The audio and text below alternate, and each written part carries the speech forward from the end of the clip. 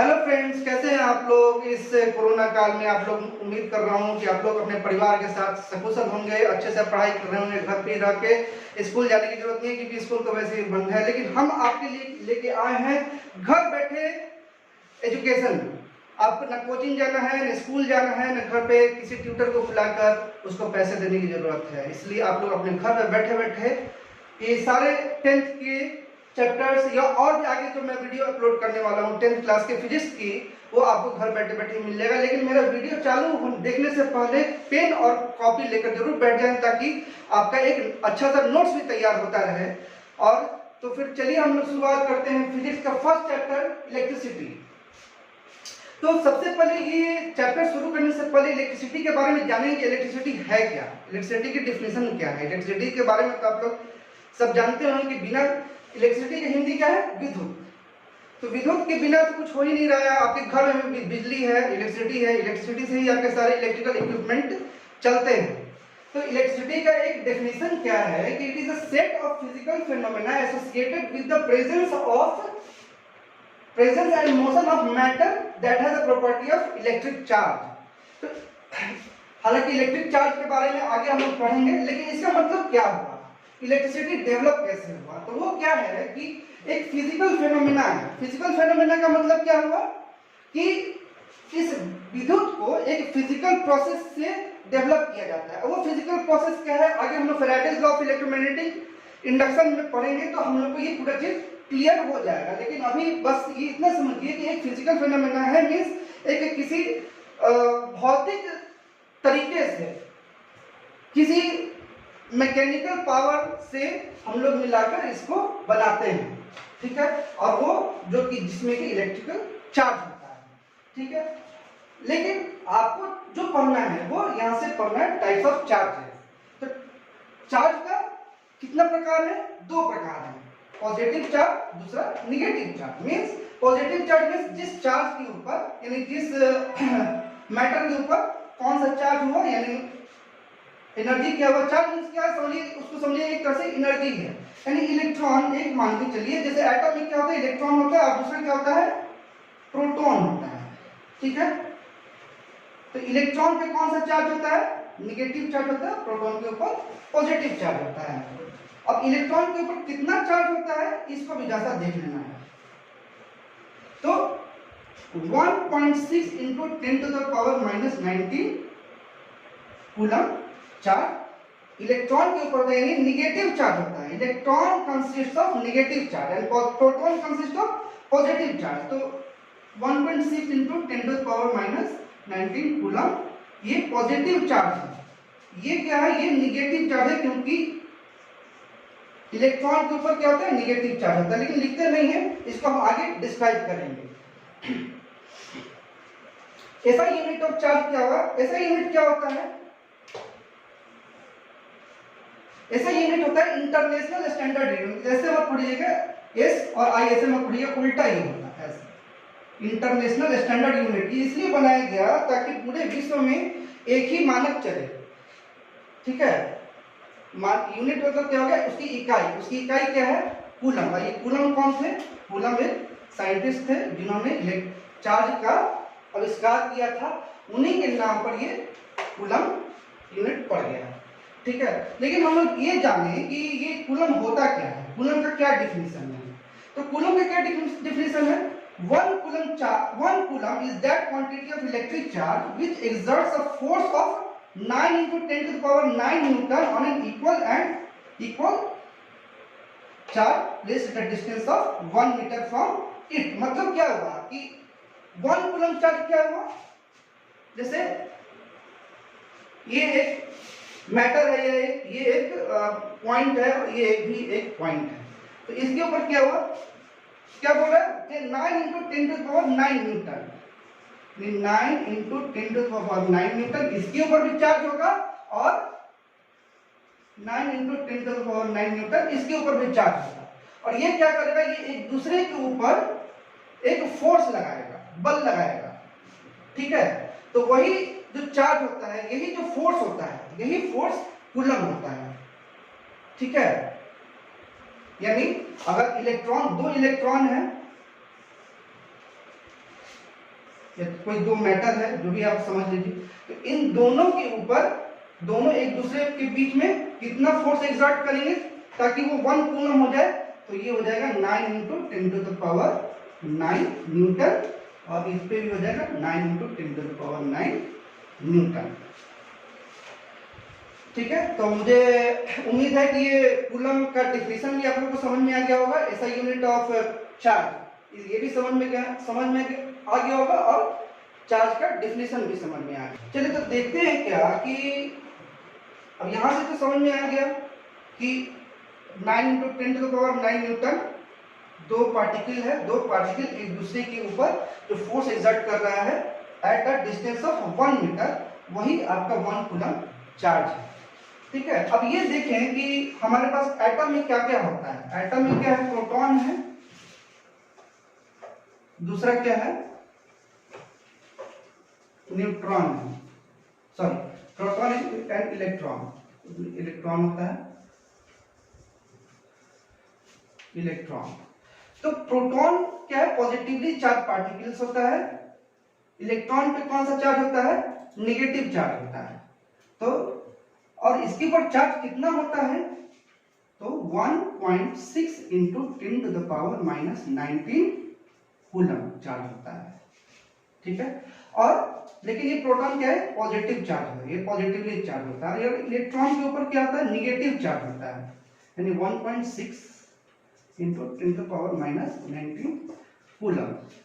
ठीक है, दूसरा चीज और क्या देखना है कि इस प्रॉपर्टी से हम लोग को एक चीज और क्लियर हो जाता है कि like pole repels each other. अब वो कैसे होता है, जैसे कि हमने ये इस डेफिनेशन से देखा कि फोर्स को एक्सर्ट करता है, दो पार्टिकल है, दो पार्टिकल 1 मीटर डिस्टेंस पे, समझिए कि ये A है और ये B है, इसके ऊपर कितना कर रहा है, 9 × 10⁻⁹ न्यूटन, और ये भी 9 × 10⁻⁹ न्यूटन ये फोर्स एक्सर्ट कर रहा है एक दूसरे के ऊपर। ठीक है, तो इस डिफिनेशन से क्या हमें समझ में आता है कि लाइक पोल प्रॉपर्टी क्या होगा इसका,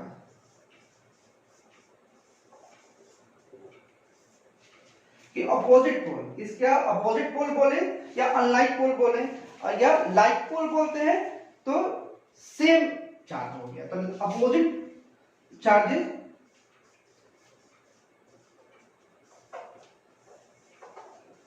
opposite charge attracts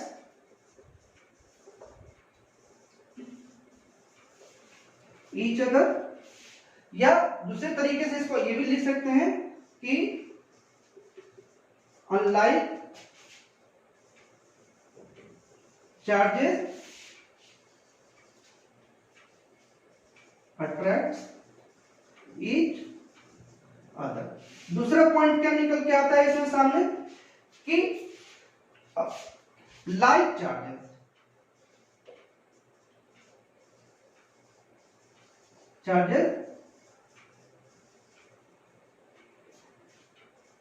repels each other, means like charge repels each other का मतलब क्या हुआ कि अगर दो पार्टिकल है,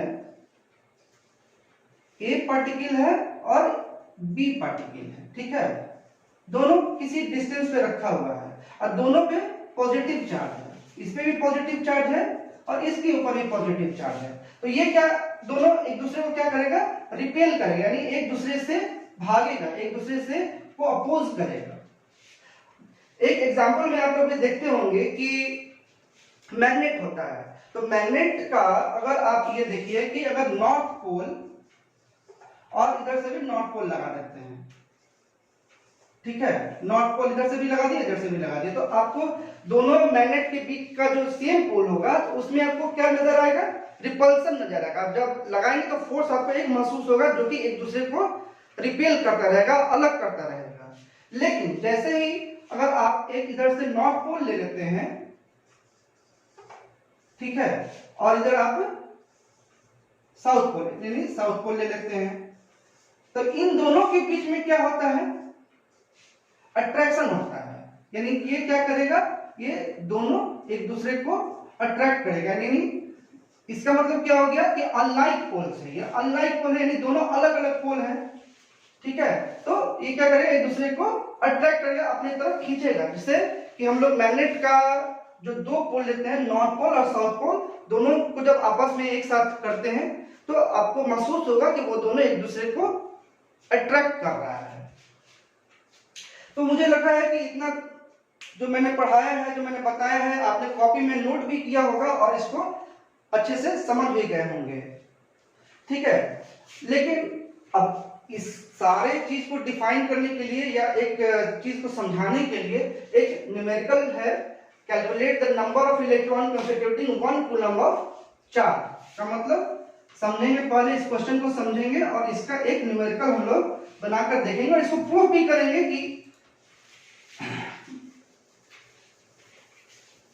देखिए, calculate the number of electrons constituting 1 coulomb of charge. तो कितना चार्ज एक इलेक्ट्रॉन पे होगा, तो number of electrons constituting 1 coulomb of charge, माने 1 कूलम चार्ज में कितना इलेक्ट्रॉन होगा। या दूसरे तरीके से ये भी कह सकते हैं कि 1 कूलम चार्ज बनाने में कितना इलेक्ट्रॉन्स की जरूरत पड़ेगी। ठीक है, और ये भी अगर से समझने का कोशिश कीजिए कि हम लोग नंबर ऑफ इलेक्ट्रॉन्स क्यों कह रहे हैं, कि 1 कूलम चार्ज बनाने में कितने इलेक्ट्रॉन की जरूरत पड़ेगी। इसका मतलब क्या हुआ, तो आपको अभी मैंने बताया है कि इलेक्ट्रॉन के ऊपर कितना चार्ज हो गया, 1.6 into 10 to the power minus 19 coulomb charge होता है, वो भी निगेटिव। यानी समझिए कि अगर कोई एक पार्टिकल है, उसके अंदर असंख्य इलेक्ट्रॉन है, लेकिन उसमें 1 कूलम चार्ज बनाने में कितने इलेक्ट्रॉन्स का जरूरत पड़ेगा, क्योंकि हर एक इलेक्ट्रॉन पे कुछ ना कुछ चार्ज है। कुछ ना कुछ का मतलब क्या, 1.6 into 10 to the power 19 coulomb charge प्रत्येक इलेक्ट्रॉन के ऊपर है। तो कितना इलेक्ट्रॉन लेंगे कि 1 कूलम चार्ज इसमें किसी पार्टिकल में डेवलप हो जाएगा। तो चलिए इसको जैसा बना के देखते हैं हम लोग। अगर क्वेश्चन नहीं समझ में आएगा तो कमेंट में लिख दीजिएगा, मैं उसको आगे वीडियो बनाऊंगा तो उसको समझाने की कोशिश करूंगा। तो हम लोग को पता है, तो we know that charge on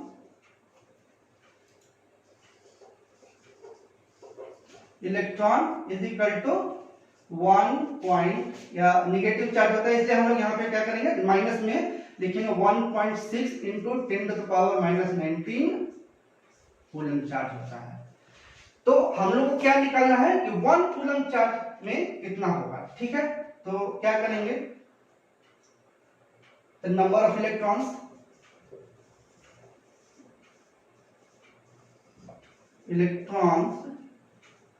in 1 coulomb charge is equal to क्या हो जाएगा, minus 1.6 into 10 to the power minus 19 into 1। अब यहाँ पे 1 हम लोग क्यों लिखे, क्योंकि यहाँ पे हम लोग को 1 कूलम चार्ज निकालना है। ठीक है, अब यहां से ये देखिए माइनस में है। अब इसको तो जो सिंपल प्रोसेस है, जो बॉडमास का जो नियम हम लोग लगा के बनाते हैं कोई भी सॉल्यूशन को, तो उसी तरीके से सिंपल तरीके से बनाना है। तो चलिए इसको आगे बनाने का कोशिश करते हैं। तो माइनस है, तो आपको पता है कि जब माइनस साइन हटेगा तो क्या हो जाएगा, ये डिनोमिनेटर में चला जाएगा। ठीक है, तो 1.6 into 10 to the power minus 19 into 1। ठीक है, अब क्या करेंगे, अब इस जो पावर, इसका जो पावर है कि कितना है, माइनस 19 है, तो इसको हम लोग ऊपर कर सकते हैं, जैसा कि आप लोग मैथ में पढ़े ही होंगे। तो 10 इंटू 10 टू द पावर 9 ऐसे हो जाएगा और 1.6 ऐसे हो जाएगा। ठीक है,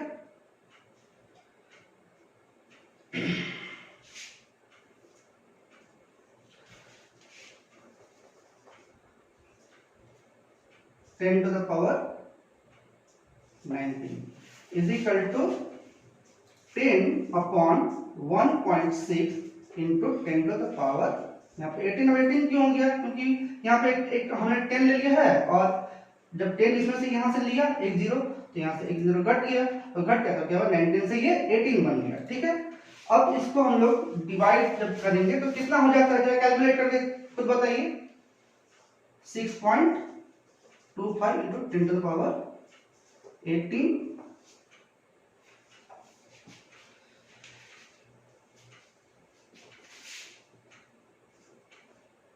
ये हो गया, ये आंसर निकल गया। तो कितना हो जाएगा इलेक्ट्रॉन, इतना इलेक्ट्रॉन हो जाएगा। यानी 1 कूलम चार्ज को डेवलप करने में आपको कितने इलेक्ट्रॉन की आवश्यकता होगी, 6.25 into 10 to the power 18 electrons की जरूरत पड़ेगी। तो हम लोग लिखेंगे क्या, हिम 6.25 into 10 to the power 18 electrons is required to develop या to constitute, ऐसा भी लिख सकते हैं, constitute 1 coulomb of charge।